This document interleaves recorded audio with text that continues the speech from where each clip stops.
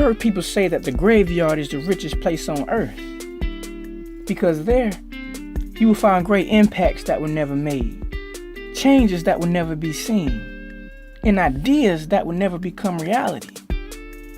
And I often sit back and think about how significant that statement really is, because I believe God has blessed everybody with unique gifts. And along with those unique gifts, He's placed upon us a divine purpose that we have an obligation to fulfill. Luke 12:48 states, "For unto whomsoever is given much, of him shall be much required."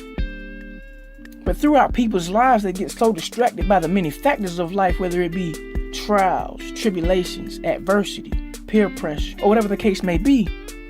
They get so consumed by those things that they quit pursuing their aspirations.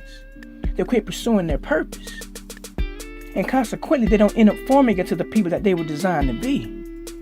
They end up dying caterpillars instead of butterflies. And what I mean by that is, if you think about a butterfly, it starts its life out as a caterpillar. But at a certain point, it knows it can no longer continue its life in that state. At a certain point, it has to use what's inside of itself to spin itself a cocoon to start its transformation. At a certain point, it had to dig deep within itself to find the properties that would help it move past its current situation. At a certain point, it had to realize that for it to move into its purpose and become what it was created to become, it had to trust that everything it needed for the journey was already present inside. So what I'm trying to get you to understand is that sometimes when the road gets rough, you have to bring out what God has placed inside of you to move forward.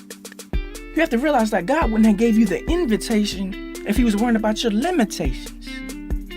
So you have to realize that He's already equipped you with the potential to gather what you need to rise above your current circumstance. So when the opposition comes, that's not the time to quit.